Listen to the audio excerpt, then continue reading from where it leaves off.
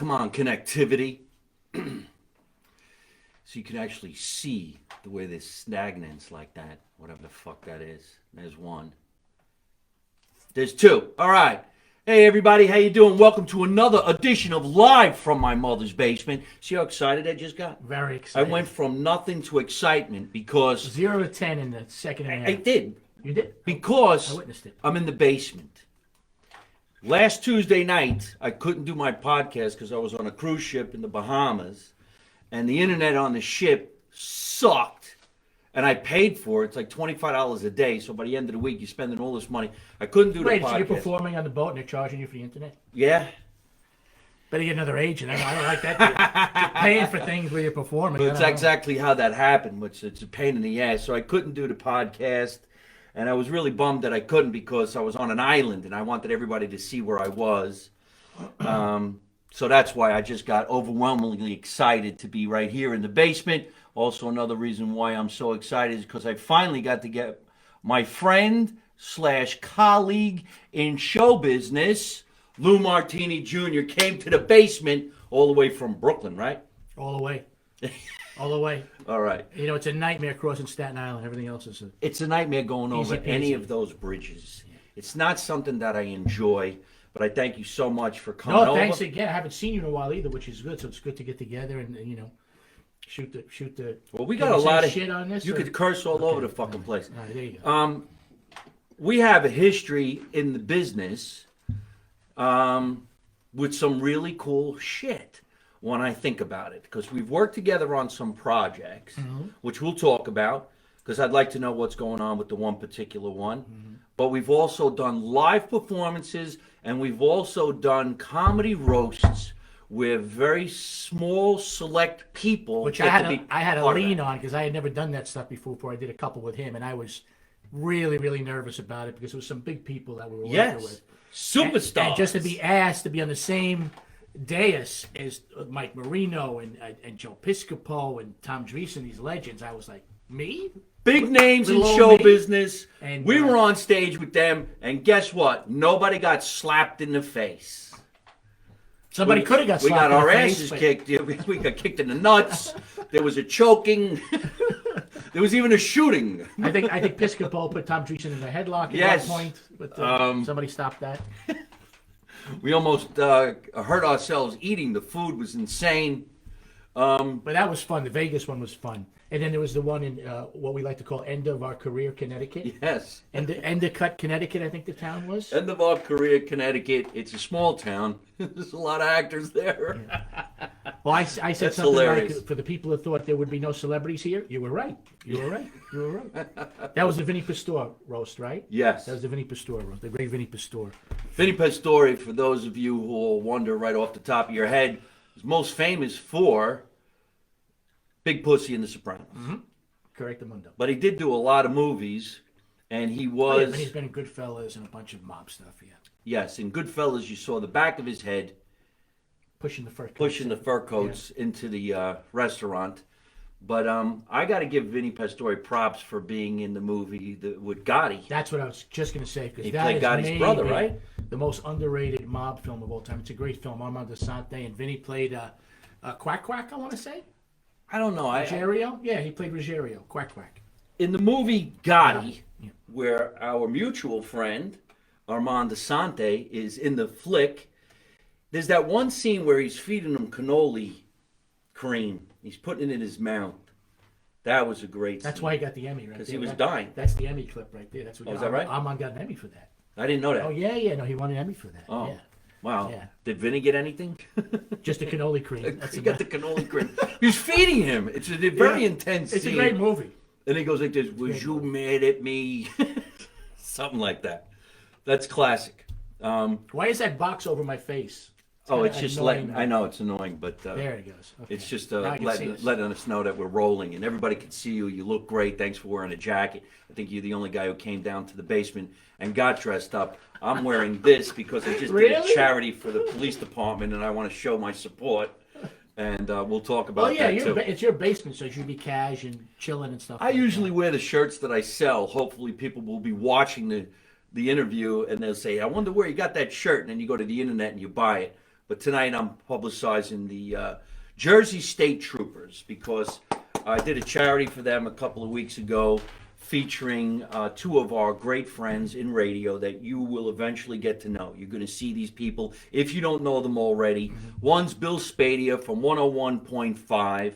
He hosted the show. He's a great radio personality. He's going to be running for governor of the state of New Jersey. I found that out. Wow. And there's also Steve Trevelise, who's on the same channel, different night, 101.5. These are great radio personalities that help plug our live events. And we did a charity down in Atlantic City for ALS. And we raised a lot of money for police officers You who do a lot have of charities. families. That's fantastic. That's I great. try. You know, really you got to do. give back sometimes. Doing things that help other people make you feel great. And I'm becoming a Jersey guy now. Oh, we're going to talk all about that becoming a because Jersey guy. there's a channel watching us right now called Jersey Roots, and they're going to want to know that you're putting your feet into the ground and you're Yes. going to have the roots Yes. from New Jersey. Yes. So let's go off on the rant that everybody's talking about that happened, I guess, a night or two ago. What was it, Sunday night?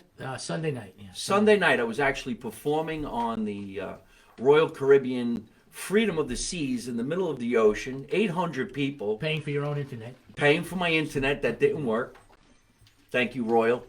And when I was walking out on stage, there was a guy backstage, stage manager. He goes, hey, man, did you see what just happened at the Oscars? I'm like, no, I've been back here. What happened? He goes, yeah, Will Smith just kicked the shit out of I forgot. Chris Rock. Chris Rock. Chris Rock. And I'm like, are you kidding me? He goes, yeah, you got to You watch didn't think it. it was real. You thought he was pulling your I leg thought he was out. busting my balls. Yeah, yeah. And then I went out on stage, and there's 800 people, so I didn't say anything about it. I just went into my thing. But I don't know about you, but I will say this, and maybe you tell me your story. All my life, I had that comb, the brush, and I looked at the mirror, and I rehearsed my Oscar speech. I want to thank my mom. I want to thank my dad. But you didn't have your friend come up and smack you. No, yeah. So you left that out of the rehearsal. So that never even came into my mind. Your whole life, you're hoping you get to some kind of a level that would be even that high. And now you watch the Oscars and you're saying to yourself, Well, it's your first "Man." mistake for watching. Yeah. I tuned it out years ago. The last time I watched the Oscars, I think, was maybe when Denzel won for Best Actor a few years back. Oh, yeah? It's just way too obnoxious and political and preachy for me right now. So Yeah. I heard about it from somebody like, hey, did you hear what happened or whatever? And I went back on YouTube, of course, which is the source of everyone's news, right? Is YouTube now to find out something. Yes. And I saw it, and I was shocked and amazed. But there's a history there. You as a comedian, you probably know that there is a history between those two guys. Well, more today than I did when I was watching it because now they're talking about Yeah, there's a how history he had things to say about Jada, some other shows and whatever. But you know what? Okay, he's a comedian. Did he say the right thing? Did he do the right thing? Was it the wrong thing? Whatever it is, I don't know. You should walk up on stage and hit somebody No, like exactly. Because the next thing that's going to happen now is a comedian's going to tell a joke, somebody's going to like it, and they're going to pull a Glock 45 and shoot the comedian. And then what's going to happen? that. Shit, Then I what's gonna wasn't be thinking said? that. I was thinking if somebody came to crack me in the face, I'd be like, "Come on, motherfucker!" You know. Well, Bring if that you shit. watched the video, Chris's hand, he clinched like this, like he was going to swing. Yeah. And he thought better of it, and he took the total high road, in my opinion, over a disgusting situation. But you know what's ironic about that also, Mike, is everybody in the business, and Mike's in the business, I'm in the business, we know things, we hear things, you know what I'm saying? Everybody in the business knows. Well, first of all, they publicize themselves that they have an open marriage, okay? And pretty much everyone in Hollywood knows that marriage was arranged years ago. So for him to be so defensive about his wife's honor about a joke that really wasn't even about his wife, it was about her career and about G.I. Jane being kind of a shitty laughable kind of movie, and I'm waiting for you to do G.I. Jane 2. So just the whole thing is, if you take it into context, what it's about, it's farcical. It's just farcical. It should never happen. And he's been apologizing all day, you know. So it is what it is, man. But I'll give my props to Chris Rock, though, man. I don't know Absolutely. if anybody Total else high would have road. handled it like that, man. Total high road. Could Yeah. you imagine he hit somebody that was just like, fuck this, and he started swinging? It was a brawl. No, obviously not People a Jersey coming guy. out of the audience, coming out, boom, bang, boom. Obviously not a Jersey guy because it would have ended differently. Holy If he was a Jersey smokes. City kid, it would have ended differently. Well, it does become a little disheartening because this is supposed to be the creme de la creme, the best of the best. And I don't know if it really is. No, talking about love and togetherness and all that kind of BS, and then they smack somebody. But Yeah, that's what it is. gotta love everybody, but not that guy. Yeah, yeah. All right, well, we're talking to a true New Yorker, born in the city, so you say, and then, Wait, what do you mean? So I say. well, you said that you were born down in. Oh, but you said it like I was like. So I say. So you said. Like maybe I was fibbing or something. Well, Maybe I you was believe me, Michael. I was born in Jersey City, but I Yeah. grew up here in Scotch Plains. I had a great time in Jersey City Saturday night. Oh yeah, what I happened? forgot to tell you. I went to the St. Peter's gym Oh, the to basketball? watch the basketball game. Isn't that amazing? With the alumni and the students, and we had the most magnificent time in Jersey City. I will never think of Jersey City again like I used to think of Jersey City. What'd you We think of rocked Jersey City? Well, I thought it was Jersey City. They call it Jersey. But we had a Shitty. great time, and the people were great. We went to a local bar afterwards, and me and my buddy were the oldest guys in the bar, obviously, because it was a college bar. So they thought we were a couple of perverted professors, But people were slinging us drinks, and we bought St. Peter's T-shirts. We just had a whole Jersey City Saturday night kind of thing. Really great. My father and his brother and sister and my grandmother, they all had a building in Jersey City, which at that time they called the Marion section. The Marion section never went towards St. Peter's because that's where the other kids were. It was like the Sharks and the Jets Right. at that time or some shit like that. And it's funny, is you go there now, you're like, it's a block away. Yeah. It's the block. What are you kids nuts? But nobody went around the corner. That's for damn sure. And I went to Mount Carmel. My father went to Dickinson, which I guess all those schools are kind of scary, tough schools now. St. Peter's, fourth highest rated college in New Jersey now. Oh, is that right? Yeah. Holy shit. Yeah, people St. that know Peter's. it They used to call it academically. St. Peter's Prep, right? Yeah, it's the fourth highest rated academically university in New Jersey. I think they called it St. Peter's Prep because it prepped you to go to college. And I always thought until Saturday night it was St. Peter's College, but it is St. Peter's University. Oh, man. It is, Okay. it is SPU. All right, then. So, well, that's good news, and I'm glad that you went. It was all over television. Yeah, it was a blast. It was a About blast. and the kids all look great and happy. And I'm Peacock glad- proud. Yeah, that's dynamite. I remember when I went to Mount Carmel, kindergarten. I had the same kindergarten teacher my dad had. That's no joke. And her name was Miss McCorney, and she had teeth that would move when she was talking. That'll scare the shit out of any kid. God. Yep. McCorney with the Miss moving teeth. McCorney, she had my dad. Could you imagine that? I had the same teacher. You're in good hands. I'm like, wait a minute. That's wild. How old is this woman? And then, of course, first and second grade, you had a nun who slapped the shit out of you.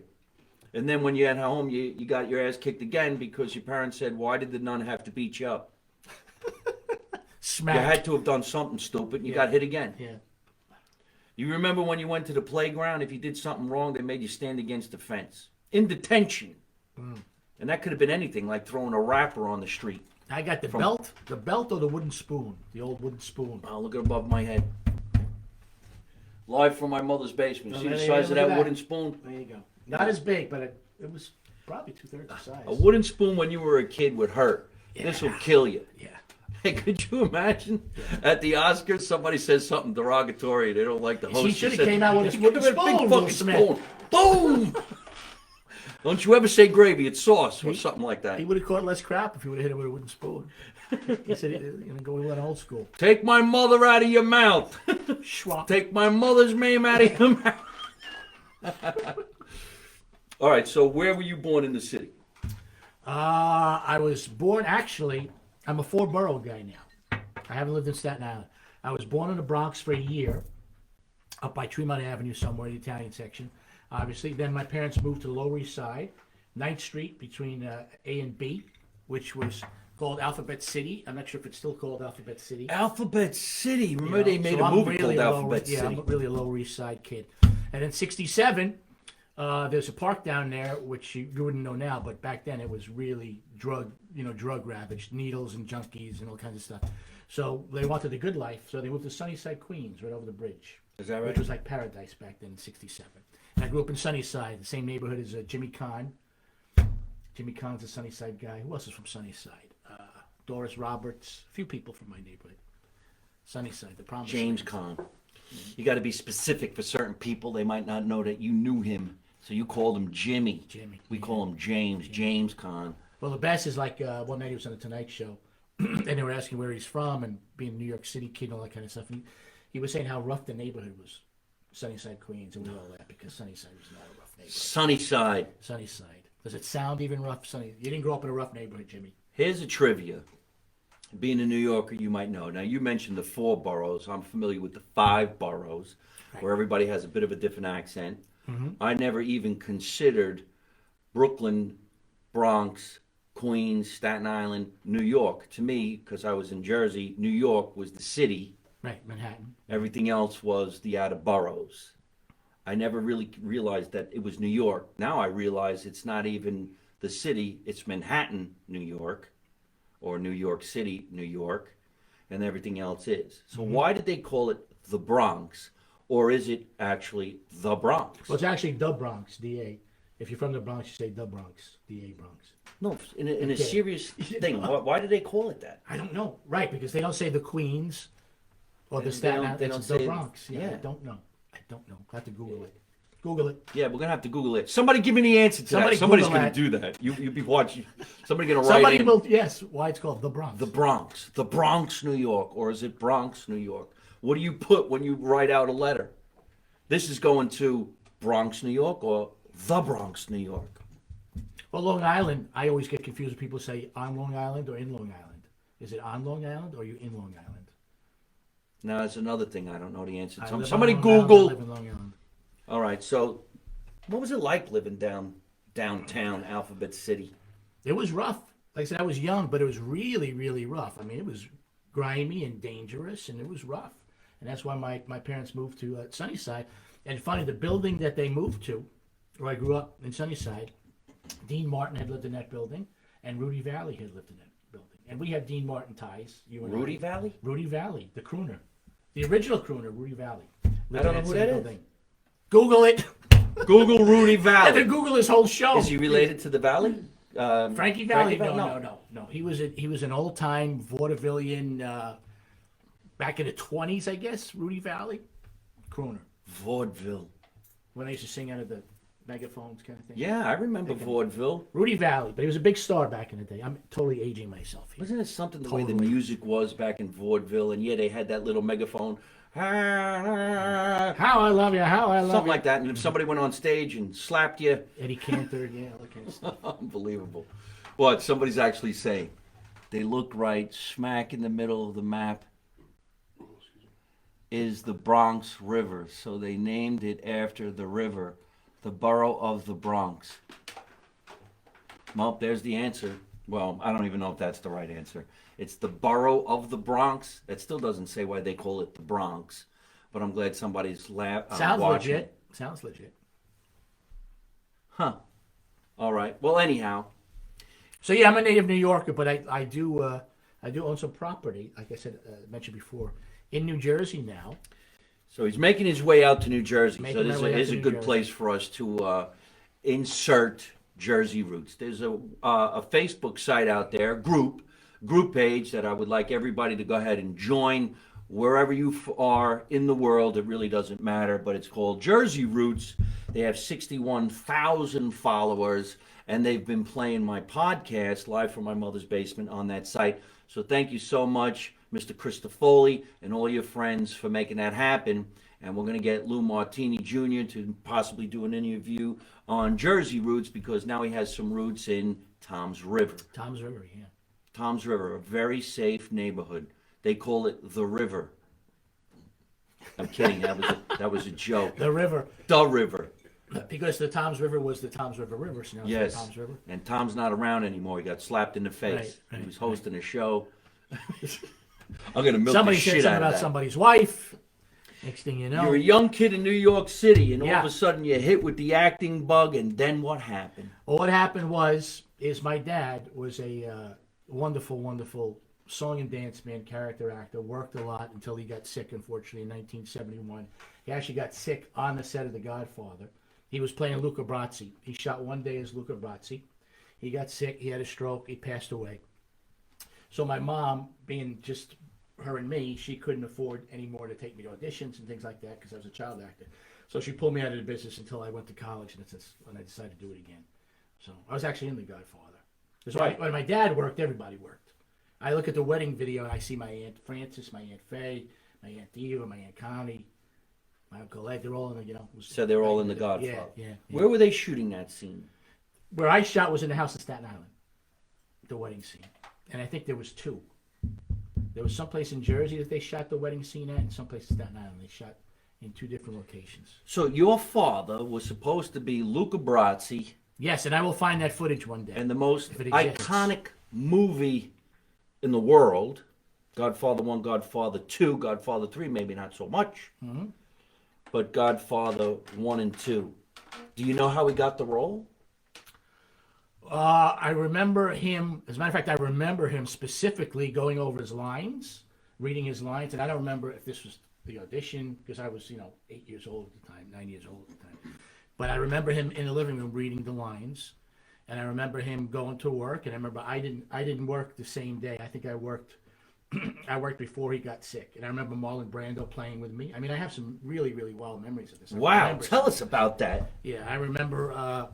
Marlon Brando was in his 40s. He loved right? kids, and he loved kids. Yeah. He was a jokester on the set. Him and Robert Duvall, they were constantly playing pranks on you and stuff like that. And Marlon loved kids, and he loved animals. You remember the opening scene with the cat on his lap? You know how that happened? No. That cat was a stray cat from the studio. And in one of the takes, he jumped on Marlon's lap, and Marlon started to pet him. And of course, somebody was like, let's cut it. And Francis was like, no, we're not cutting that. I like it. And now it's become one of the most iconic visuals in cinema history with this, Isn't that the most dangerous unbelievable? man on the planet petting this little kitten. He was a stray cat, and Marlon Brando wound up keeping the cat, taking the cat home. It's just so amazing the stories you hear, the behind the scenes of the way something really went down. Yeah, I had a lot of fun as a kid. A lot of fun. I did movies like The French Connection and Seven Ups and The Godfather, all kinds of stuff. I worked a lot when I was a kid.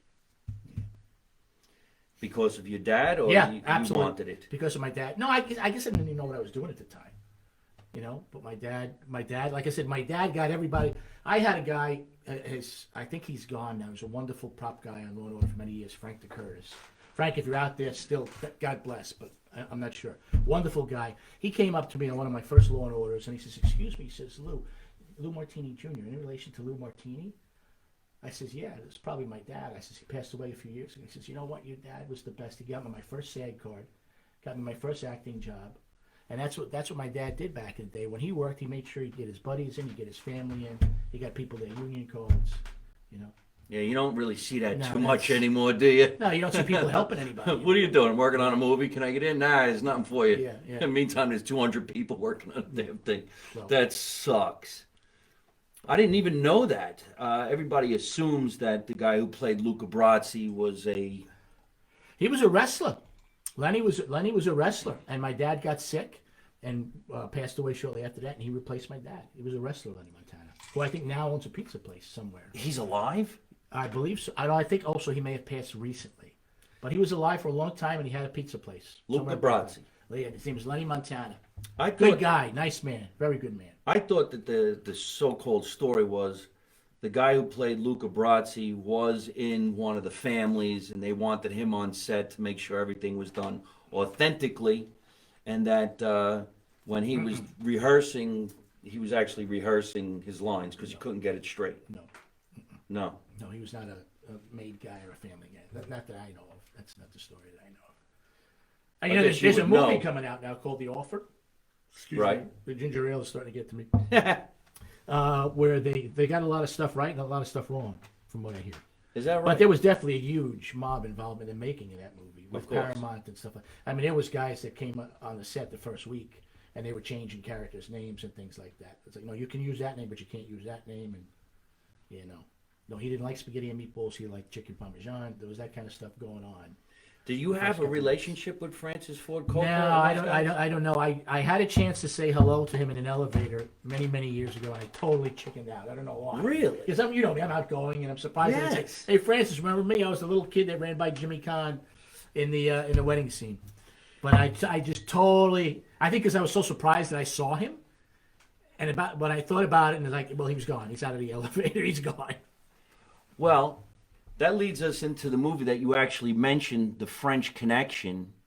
Let's see if everybody's hi, Mike. Hello. Okay.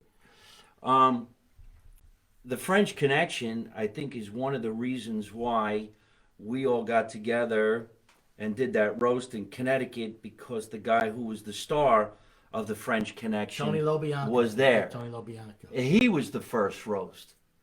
Then it was Vinnie Pastore. Then it was Joe Mantegna. She did 3 of them. I saw you all 3 times. Oh, see, I don't remember doing. We did Tony. Yes. Tony Lobianco. He was there. He does all that stuff about the military. Wow. See, I remember the Vinny roast. I remember, of course, the Vegas roast. He was there, Tony Lobianco. Yeah, I know he was there because I made a joke about his hair. That's not his hair? Remember my hair joke? I said something about Tony being half Italian, half Persian. And I went like this. Oh. And somebody explained, I think Armand Garo had to explain it. Armand Garo. Yeah, he was. He's in the movie that won an Oscar. Yeah. Oh, they got to get it. Holy shit. Armand, you're doing great. Congratulations, Armand buddy. Garo, how you doing, buddy? One of the Got to greats. get you in the One of basement. the greats. Holy but I think he shit. explained the joke to me. He didn't get it. And I think Armand turned to me and says, well, he's making a joke about your toupee. So, but hey, it's a roast. That's what you do. You roast people. It's a roast. You roast You people. don't It's all in good fun. get slapped. It's all in good fun. Tony Lobianco was the star of the movie The French Connection. And I guess he's been an actor, of course, for a pretty long time. He's been in a lot of different projects. Now he's an activist when it comes to making sure veterans get what they're due. I've seen him many times. Great guy. So you're in The French Connection? Mm-hmm. Holy crap. Yeah, same thing, just a kid running around. Right. I think in French Connection, we're on the street where the car chase scene is going. I think some woman is holding my hand and we're walking down the street. Back in the day, that was called a silent bit. Yeah. You made a little bit extra more money. You made extra money. It was more money than extra. Silent It was called a bit. silent bit. Like I had in The Godfather, it was called the silent bit. Although I got robbed, actually, now that I think about it, because I spoke in The Godfather. Right. I wasn't silent. I was saying kid stuff, like, hey. Yeah. I was yelling kid stuff as I was running by Jimmy Kahn there. That is hilarious. You know what? I got to call the union about that now. Good. Call them Because all. that was not a silent bit. No, it was an under 5. That's right. That was Did under 5 lines. So give them a little trivia that you weren't unaware of till recently. Which one? I'm the only actor that had speaking part on The Sopranos and in Godfather 1. Just me. Lou Martini Jr. That's pretty cool. Just tell everybody. What? What? You're the only guy who had a speaking line? Yes, because the great Dominic Chinese, who we love Dominic. Dominic Chinese, who was Johnny Ola in Godfather, but he didn't speak. And in Godfather 2, he finally spoke. But in The Godfather, I had my lines as the kid running by James Caan in the wedding scene. And then, of course, I was Anthony Infante in The Sopranos the last season. I did 5 episodes. So my publicist was digging around. She says, you know what, Lou, I think you're the only one. And she researches, you're the only guy that's been on The Sopranos and in The Godfather. So that's Is that right? That's like a little feather in my Wow, cap. that's a great cap. Isn't that cool? That's a great feather. That's cool. You're the only guy that was out of those people. Or out of everybody. Out of everybody. I'm the only person to have a speaking part in The Godfather and on The Sopranos. Wow. Well, tell us about your episodes on The Sopranos. I got to tell you this, though. I was watching your acting reel one day, all right? He's been in so many different projects. Of course, other guys like myself get green with envy because you're kind of like, wow, he's playing a lawyer. I would fuck that up. Could you imagine Well, I didn't get a lawyer's part till I went gray. I mean, before I let my hair go gray, I was your basic cops that beat their wives and kind of stuff like that. A couple of years ago, I let my hair go gray. All of a sudden, I'm playing lawyers and senators and doctors. It changed my whole career. It's wild. Oh, well, Just by the hair color. Maybe I should stop dyeing my head. That's a joke. I like it. I like it. I saw you doing the lawyer thing, and you were in the, I don't even know what show you were on. I was watching your acting reel. I think you put it up on the internet, or maybe Gary Pastori sent it over to me. And I'm like, wow, look at this guy, man. Holy shit. So there's this one scene when the Sopranos guys come into the eyeglasses place. That was my very first scene. Is it? My very first thing I shot. And that day, I thought I was getting fired because, long story short, I got hit with a motorcycle driving on the West Side Highway to get to the location. Right. Now, at this point, it's the biggest job of my life. I just got hired to do a recurring on The Sopranos, which is the biggest TV show in the history of TV shows at the time. So I'm a nervous wreck to begin with, you know. So I get hit with the motorcycle. I jump out of the car. The guy takes off. I'm like, you got to be kidding me. So now I'm shaking like a leaf from the accident. On top of shaking like a leaf because I'm going to do work with Jimmy Gandolfini and The Sopranos. So now I get to what I think is the set, which was, again, in Jersey City. It's funny how Jersey City keeps popping up. It's right It was there. in Jersey City, and it was like a school on Messerole Street or something like that. And I get there, and there's no trucks. I know there's something wrong immediately because there's no trucks, there's nothing happening. So I call up the AD, and I'm like, I don't know what's going on. There's nobody here. They're like, Lou, we're sorry. We switched locations. You now have to come up to like 17 to where the eyeglass shop was. We switched it around. You're going to do that first. Something like, oh man, I'm like a half hour late. I'm at the wrong location. I'm getting fired. The biggest job of my life, and I'm getting fired. So I get to the eyeglass shop. I walk in. One of the first people I see is Jimmy. He gives me a hug. He says, I heard what happened. Don't worry about it. Welcome to the family. That's the kind of guy Jimmy Gandolfini was. That was my very first day. I was like this when we shot that scene, you know. But he calmed me down. Everything was cool. It was just, and it turned out to be great. I wound up doing 5 episodes, and just Did had they a kill great you? time. No, I did not get whacked. I did not get whacked. If you I guys survived The Sopranos. if you watch some of the scenes that he's in on The Sopranos, there's this one particular scene that I just was blown away by your acting ability because I was wondering how he made that choice. Coffee with the chicory? No, you're in Oh. the eyeglass place, and they come walking in, and I don't know what he says to you, but you looked so disheveled, and you went like this. Well, we have these. And I'm like, I never would have thought to do that. Yeah, because I knew that he was going to do something. I didn't know if he was not going to pay for it, but I knew there was something going on. So I was trying to push the cheaper sunglasses on him and Stevie and Right. Boys, you know what I'm saying? And then it's like, oh, how about these? And it's like, oh, well, those are the Armanis. And I was like, yeah, but and then of course they had a big argument that day because in the script, the way it was written, Jimmy's lines were something like, I left my wallet in the car. And the way it was directed, they wanted Jimmy to kind of like be stealing the sunglasses, like being a wise guy, being an asshole about it, like I left my wallet in the car, but not really. And Jimmy had a big argument saying, look, I'm a boss. There's no way I would steal the sunglasses from this guy. I would pay for them. I'm a boss. I'm not gonna be stealing sunglasses Right. from the guy. Right? So they went in the corner and discussed it for a good half hour, 45 minutes, and I guess they found a fine line. The way Jimmy plays it, now if you go back and watch that, you really can't tell. The brilliance of James Gandolfini, you really can't tell if he left his wallet in the car or it's just a line. Go back and look at it now and you tell me what you think the next time you see it. You can't tell. You cannot absolutely tell if he left his wallet in the car for real or just bullshit. Yeah, no, Yeah. you can't. It's pretty petrifying. But I have people come up and do my lines. That's how Sopranos fans are crazy. I'm on the subway coming home from a hockey game with my honey, and I hope she's watching. Hey, Liz, I hope you're watching, honey. Love you.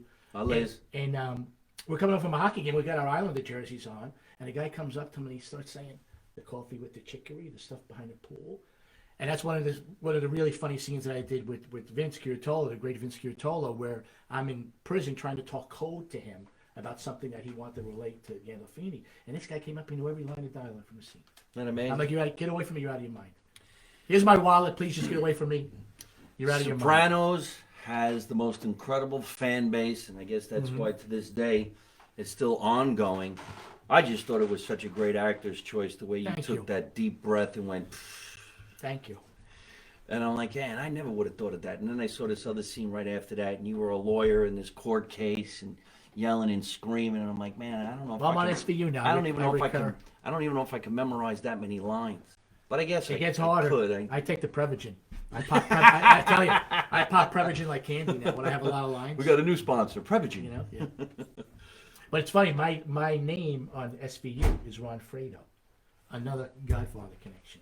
Oh yeah. Yeah, when it became recurring, they changed my name. When I got the job, my name was like Parker or Robertson or something like that. Right. And I get to my dressing room on my first episode playing this lawyer part, and somebody put a piece of tape that said Fredo on it. And this is right around the time when that Chris Cuomo stuff happened. Yeah. When he was at a wedding or party and somebody called him a Fredo, and he says, I'm going to kick your ass because that's Yes. derogatory and slang or whatever like that.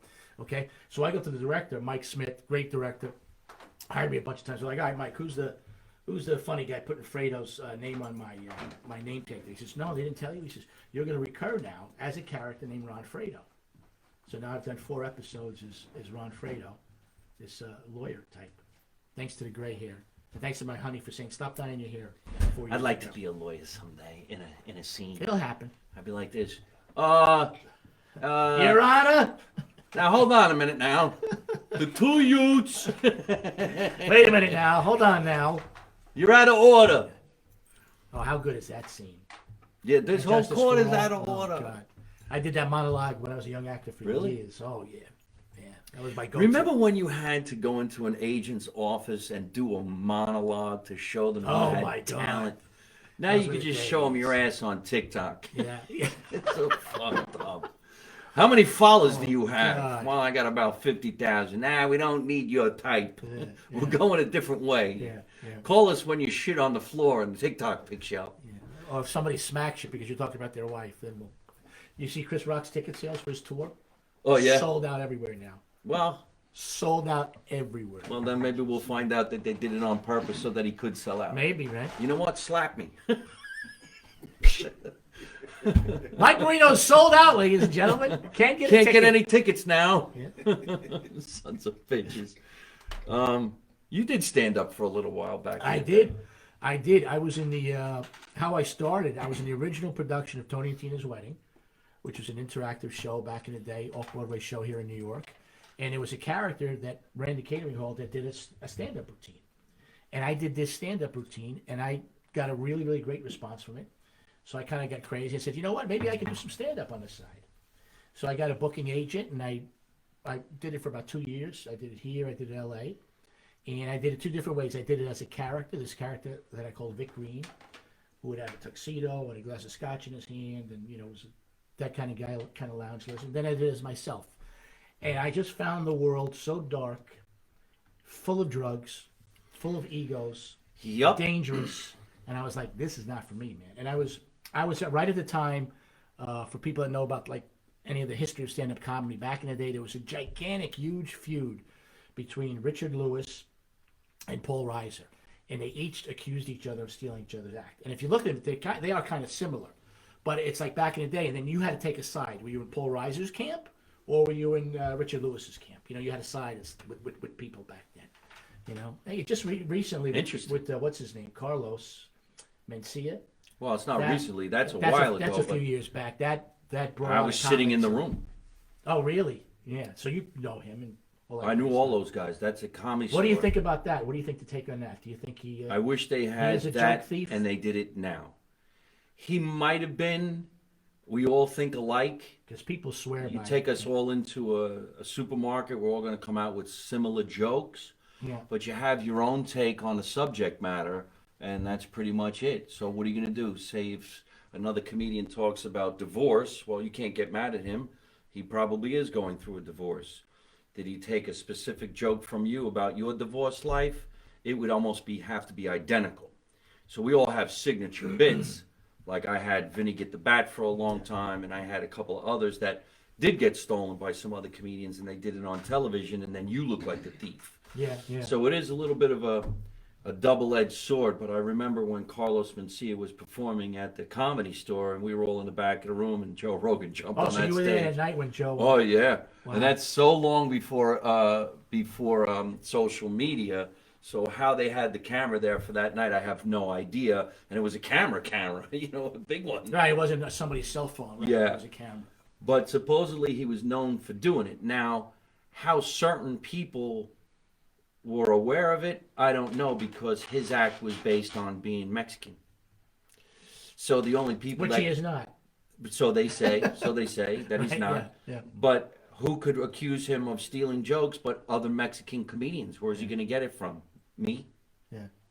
You know, if he went up there and said he's Italian, he got an Italian joke. I'm like, excuse me, I think, you know.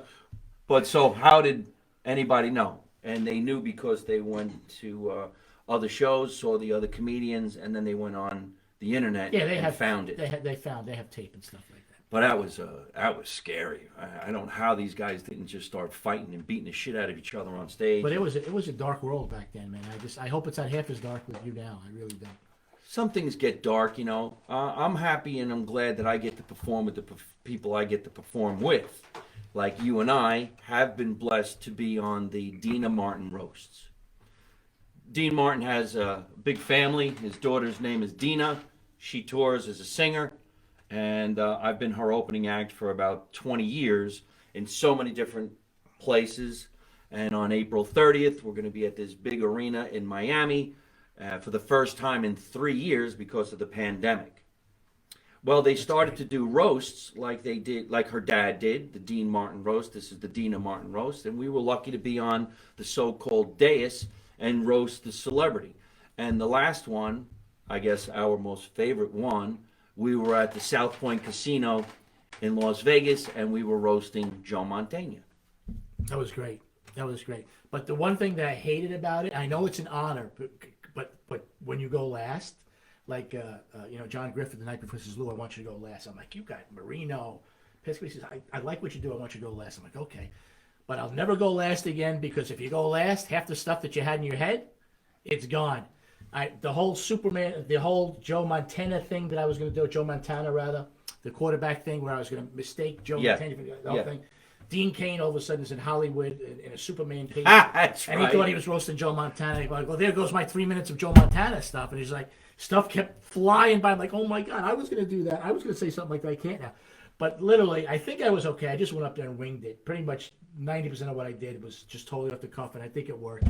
You killed as always, He's a killer, and you don't want to follow him either. You don't want to follow him. I'm glad you Because said it's that. impossible. It is an honor to go last. They're saying that you're the strongest or the sharpest or the quickest tongue to be the last one because you got to kind of pull your weight. It's a long show. The show was definitely long, and on the show were roasters that were not stand-up comedians. They were from his show. Yeah. So their banter about Joe Mantegna was almost like if you didn't see the show, you wouldn't have got the joke. Yeah. And they were really, really great and skilled at that. And then they had the one girl who came out acting like Ruth Buzzy with the... Oh, that was very funny. That was... I didn't even see that coming. No. It was a great night. We had a lot of fun. And then, if you could tell everybody what it's like when the show's actually over and we all go to a great restaurant and you're with what I call Hollywood royalty and you're listening to these stories True.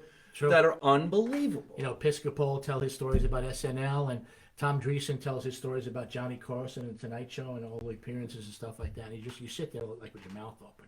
You're like amazed that you're hearing this firsthand knowledge, firsthand, like you said, Hollywood history from Hollywood royalty. Yeah. The stories about Dina and David Cassidy and all this kind of stuff. It's really wild, really wild. And they're great people too. Like you said, we've been fortunate enough to become friends with these people, not only to work with them, but to become really, really good friends with these people. There is a famous restaurant off the strip in Las Vegas, Nevada called The Bootlegger.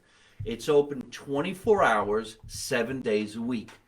Now, we just got done doing this roast with all these celebrities in front of 500 people, mind you. Yeah, sold out. This was not only live, it was in front of a huge audience, so you really had to bring it.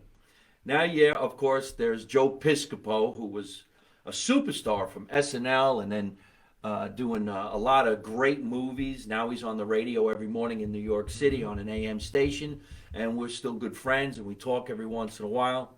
Tom Dreesen opened for Frank Sinatra for, I think, 30 years. Amazing. He did more appearances on The Tonight Show than any other comedian. And the guy's probably in his late 70s, and he looks fantastic. Sharp, He's still very classy. sharp. Yeah. Everybody was in suits and ties, no cursing. So when the show's over, we go to this place called The Bootlegger. And it's... The people that ran that place were two characters. They were great. The owners of that place were old school.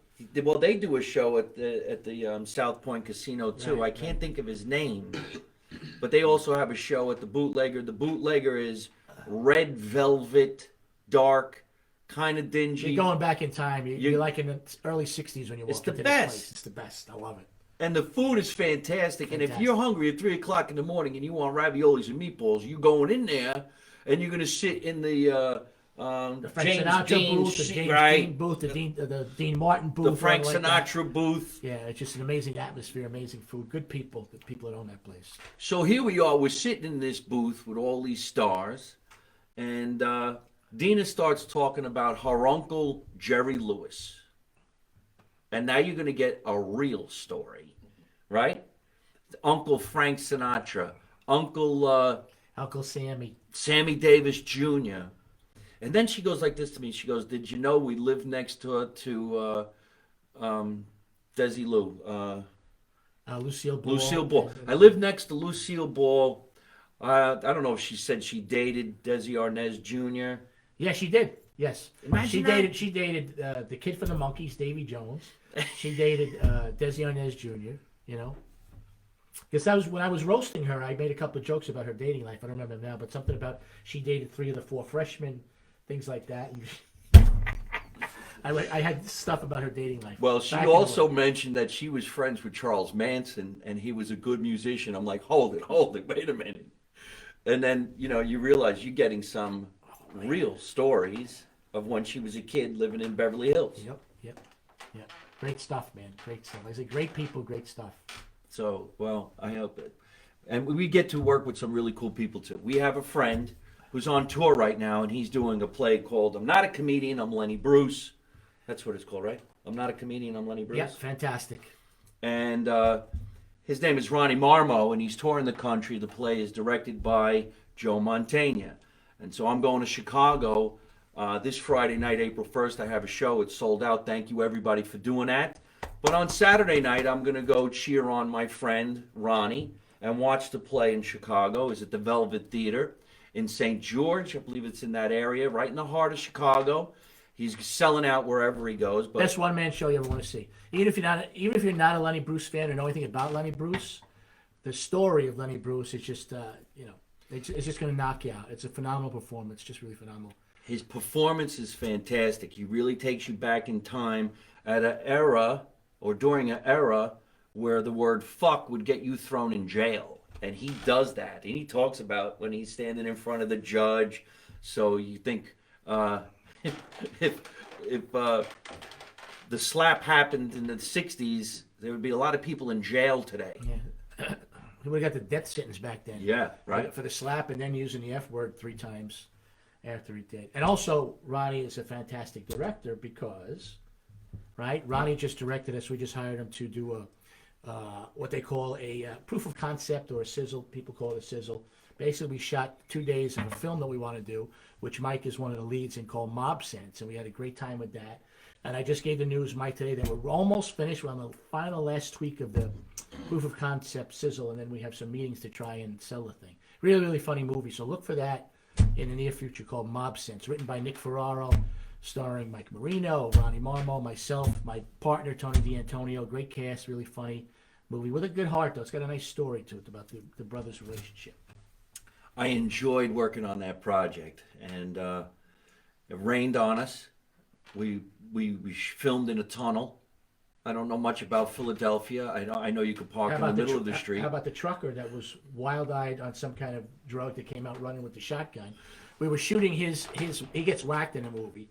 We were shooting his whacking scene in the back of a church, like at 12:30. Oh yes. And we didn't have a permit per se. We had the permission to shoot, but of course the kid that was playing your killer took it upon himself to go 50 decibels over what he needed to go. And the next thing we know, some guy came out and his eyes were like this. And he's like, "Oh, man, I just got out of a truck from Mississippi and you're making noise and I'm going to shoot your fucking heads off." And stuff like that. He was really the real deal. We were at a church. Mind crazy, man. And we had to calm him down, get him back in his house and finish your whacking and get out of there, I got whacked. I just blew it for people to watch the movie now. They know they got whacked. Shit. Well, no, it's... well, maybe it was a whack. Maybe he got whacked, maybe he didn't, because you really don't see it. You see a gun, you hear a shot. There's a slap. There's a slap, there's a headlock, slap involved. There's a kick, there's a body bag, but you don't know. We don't show you. What do you got going on right now that everybody out there can check out? Oh, geez. I got a couple things that I shot that's on television right now. I did a guest spot on Anne Hathaway, Jared Leto's show called We Crashed, which is on, I believe it's on Apple TV Plus and Hulu. So that's pretty cool. I'm banging the table. I ain't Yeah. making noise, huh? I'm Italian. You got to tie my hands up like this, right? You know. There's a microphone over here. I know. So we got that on TV right now. I did the Christmas episode of Bull. You can go back and see that. And I sold a Christmas movie. That's really cool. I sold a Christmas movie. It's called The Brooklyn Christmas that my partner and I, Tony D'Antonio, are producing. We're shooting up in Montreal in the next couple of months. We haven't finalized the shooting dates yet. Written by our mutual friend Anthony Mangano and Drew Hendrickson. A couple of guys that we love and respect their talent. We were able to sell the movie for them, so I'm excited about that. It's called The Brooklyn Christmas. It'll either be on Lifetime or Netflix. Supposedly there's some kind of bidding war going on right now, which is always Wouldn't good. that be cool? Bidding wars are good, but they're close to finalizing a deal that's going to be on TV this Christmas season. Man, that sounds fantastic. And Mob Sense with You, we're going to sell that and make that too. Hey man, I'm up for doing anything. I love working. This industry is crazy. You never know where you're going to get your next gig. I love doing stand-up, but I want to go back to my acting roots. I've done a lot of great acting projects, but I always get the project because I knew somebody who was working on it or I happened to be in the area. I've gotten most of my acting gigs by doing stand-up. The first movie I Well, ever did... that's easy because you're a phenomenal stand-up, so why wouldn't somebody approach you and say, look, you're phenomenal doing this. I want to see you do this. I mean, that's, one thing leads to another. Well, you know that in this business, when you're working, you continue to work. All of a sudden, if you're not working for a while, that next job, it seems like it's so far away and harder to come by. Right. But you don't know that because you're always working. I mean, God bless, you're always working. In But the it just seems stand-up... like work begets work in this business. When you're working, you're working. It does in the stand-up world because usually if you do a show and it's kicking ass and you're doing great and your numbers are pretty high, you're going to get a phone call from somebody else asking you come here. So when I was doing stand-up in Los Angeles, then I first met Ronnie Marmo and Vinny Pastore and the guy who just passed away. Sorry if I forget his name. You're probably friends with him too. He was friends with everybody. Italian actor, I think from Philadelphia. Tony. Oh, Tony Devon. Tony Devon. Devon. Yes. Was in Mob Sense. Was played the mob boss in Mob He Sense. did? Yeah, you didn't know that? Yeah, no, he shot a couple Christmas, scenes. man. I guess I wasn't working that scene. day. Yeah, he did a phenomenal scene. He's in a bathtub with a rubber ducky, and I'll leave it at that. So you see it really. All right, really well, at funny. least we get to God see bless him one Tony more Devon. time. Good guy, good man, good actor, good man. God bless Tony.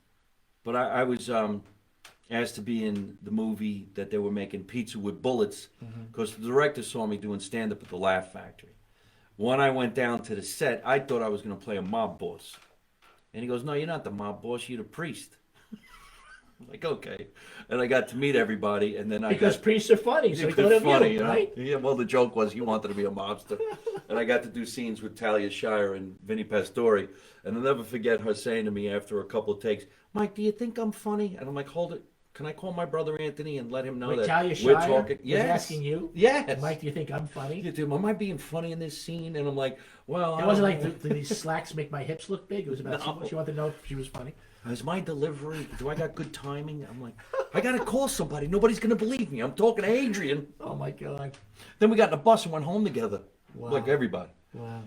And so, true to form, I'm sure you get a lot of work because of your friends, and work begets work. Not too long ago, I was performing at the all-new Carteret Performing Arts Center in Carteret, New Jersey. Beautiful theater. It's brand new. I think it's 1,500 seats. I go down there to do a show, and I meet this gentleman who's really hungry to get in the game and get his next project up and running. They call him Grim because he has a really long name like Cornelius, I think. Oh, not because he has like a grim attitude or a grim sense No, of humor. he's one of the happiest, nicest guys you're ever going to meet. And Ironically he's called really Grim. tall too. Okay. But he's making a movie called Liquor Run, and yours truly will be playing a mob boss. And it's also going to be starring a rap star. They call him Spliff Star. I hope I'm saying it correctly. Who I want to have come down. Spliff? S-P-L-I-F-F? Spliff is a joint, right? That's Spleef. No, I'm right. See, I'm right. Oh. I'm street. I'm Oh, New York, so man. Spliff was I named knew after that. a joint. There you go. So we're going to be working on this project, and who knows? Maybe there's something in it for you. Because if you got the, I'm always available He's always for available. a good movie with Spliff. we'd look good together in a project. Look, Absolutely. Couple of guys. Hey, put that down. I'm We sorry, go, we boss. go. I didn't know I didn't know you wanted me to do that. I'm sorry, boss. What can I say? There's my audition. All right. Yeah, that was a That's great my audition. Yeah, put that on TikTok. He's drinking alcohol. I'm drinking. Oh, he came over with a bottle of wine. See, I was raised right. You don't go to somebody's house and not bring anything. You don't go empty-handed. That's right. I did this whole joke because So I went to go see Osama Hussein or whatever, and I go like this, and I brought him a pizza. He goes, "What'd you do that for?" I go, I can't go empty-handed. No, you can't. You're raised right. So he also has his own wine. It's called Lou Martini Junior Wine. Which I was out of. Believe it, I couldn't bring my Lou Martini wine because I was out of it. I actually have a shoe here and a shoe cleaning thing. We were going to do a whole scene, but we don't really have time. Let's get some questions before Lou leaves. Are we the cutting the basement. shoe shine box scene? All right, we'll do it. You want to cut it? One of the most iconic scenes in all movies, of course, is the Goodfellas Get Your Shine Box. Look at this. Look at these right? shoes. Look at these And he's shoes. been in a lot of mob movies. I thought it would be really funny if I actually had a real shine box, which I do. This shine box belonged to my grandfather. When my father was a little boy, he went and got the shoe shine box. And he made a nickel my or two. God. And here's an actual shoe. And you put the shoe there, I guess when somebody's sitting or whatever. I like that it's called the shoe valet. See, Yeah, it's very this classy. is It's a not a valet. shoe box. It's a shoe valet. The shine box. Shoe valet. Go home and get your. That would have made a world of difference if we said, "Go home and get your shoe valet." That would have changed cinema history. Probably If the never line would would have have sold been changed the to shoe movie. valet. And Go let home me- and get your shoe valet. What? My father never said shine box. He said shoe shine kit. Get the shoe shine kit. Right now, if my mother was alive and these two shoes were on this bar, she'd Wait, whose shoes are scream. these? They're are yours? mine. Oh, because they look like your grandfather's. To be honest with you. Oh man, I'm We broke. need some new shoes. Man. But look, here's the shine box, and it's older than old. And the really funny thing is, some of this Got a stuff. couple of spliffs in there. Look at that. Yeah, it's a spliff. He's keeping his spliffs in there. You either smoke it or you chew it. But this is the shit that you put on your shoe, and it's really, really old. But here's something that's really classic, and this is really, really old. You can see how worn down it is. That's what you buff the shoes Look at the at. color. The color of the bristles is beautiful. It's Yeah. really This is horsehair, wow. and then you do this. See, that's why I'm doing the show. He said he was going to shine a shoe. Shut up! This Live. is I fucking said, I want to see hilarious. it. I want to see it. Wait, my dad had the same one. See, people are paying attention. Yeah. I don't know. What I about a thought spit shine? What about a spit shine? You didn't spit. I Hey, would you gotta never. do this. Don't spit on my shoes. I can't spit on That's you. disgusting. I'd get rid of them. Clean my shoe. Let's take in some questions for Lou before we get going. We have a lot of food in the basement. This was great. This was great. Your basement is outrageous. He's got refrigerators from the 20s and sinks from 1910 and stuff. It's All right, here we amazing. go. Cash registers from the 1830s here. I'm looking at. The world is starting to open up, folks. And the less we talk about COVID and the less we see about it, we're going to open up the basement to a lot of people who want to come down. Yeah, I want to do the show again Hang with out. a live audience. That'd be fun. And we're going to sing, we're going to dance, we're going to play the drums. Take the shoes off the table, it's bad luck. I That's know, I true, just said that's that. true, I that's said true, that. yes. When my mother was alive, she'd scream. That's true. That's true. All right, let's get going. We've been talking for an hour, and there's a lot of food down here, and I'm getting hungry, and he's got to go all the way back to Brooklyn. I got to go to Brooklyn tomorrow because we're going to be making some really cool videos tomorrow. Why don't you tell everybody where they can find you on social media? My website is loumartinijr.com. So all my latest stuff which is going on, you can find it on there. And basically, I'm not a social media guy. I probably should be more of it. These but days, I'm not. you really have to be. Go Yeah. on as many shows as you can, do podcasts, put out some But when videos. I have something we'll on, I do some promote it. videos. I mean, I like I did I promoted your show today. I was going to be on. I put that on Facebook, and it got a lot of looks and likes and all that kind of stuff. But I'm everywhere. Don't worry about me. And go see him, please, because this guy is the best. Wait a minute, now you get The your best. questions. Here comes your questions. Who was your favorite actor to be with on set? The question comes from Joe from Buenos Aires, which is a restaurant in North Jersey. The question was, who is Lou Martini's favorite actor that he's Well, I'll been tell on you- set with? I'll tell you who's treated me the best, because you do work with some creeps, unfortunately, in this business. But Jimmy was the king of kings as far as generosity goes. The last two jobs I just shot, Sarah Jessica Parker everything they say about her, and 10 times more is true. She was the sweetest of sweet.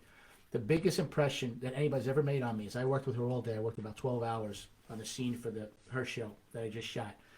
And my girl had some health issues back in the day, and this was like brought up in a discussion maybe at 8 o'clock or 9 o'clock in the morning and stuff like that, and just shooting the breeze. We talked about everything. She's very, very nice, wonderful girl. At the end of the day, when Sarah was leaving, she actually turned to me and said, "Lou, when you go home, give Betty Ann a hug for me." That meant the world to me. That 12 hours later, she actually, and maybe I said my girlfriend Betty Ann's name once, maybe once. And for 12 hours later to say to give her a hug because she knew she was dealing with health issues and stuff like that. Thank God everything's okay now. But that was amazing. Peter Gallagher was an amazing co-star with me. Very, very generous.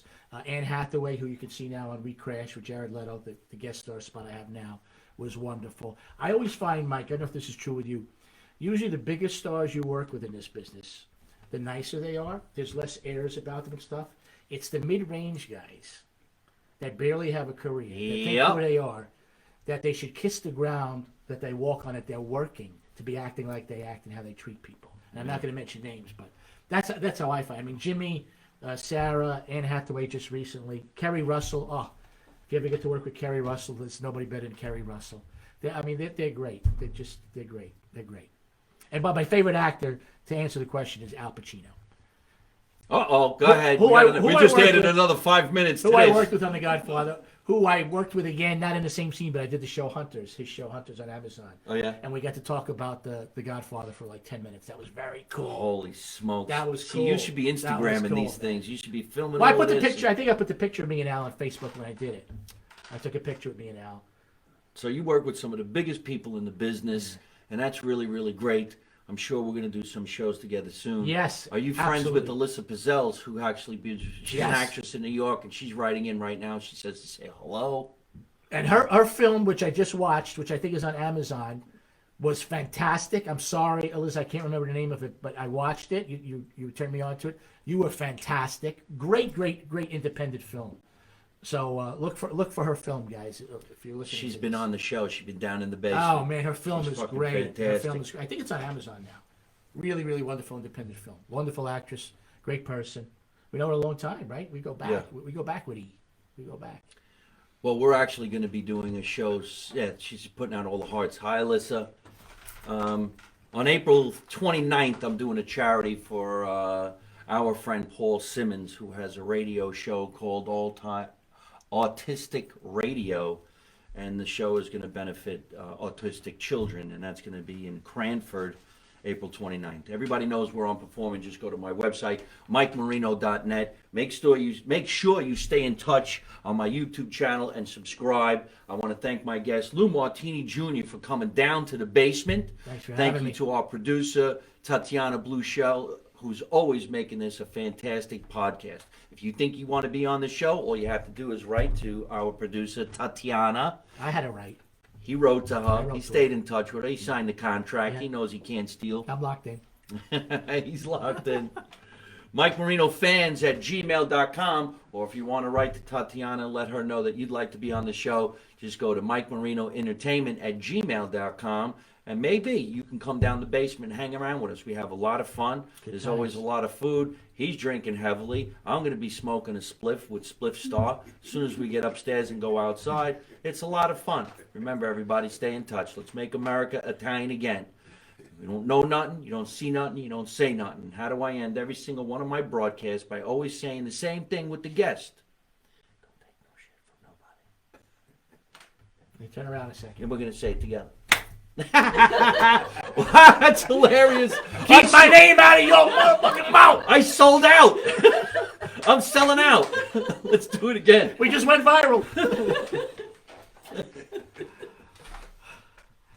That's fucked up. How to get it in? How to get it in? That's bro. great, man. Let's say, don't take no shit from nobody. We say it together. Oh, okay. Right? Don't take no shit from nobody. Good night. Hey folks, I hope you're enjoying watching my podcast live from my mother's basement. We're having a lot of fun, and I'm going to have a lot of great guests on the show in the future.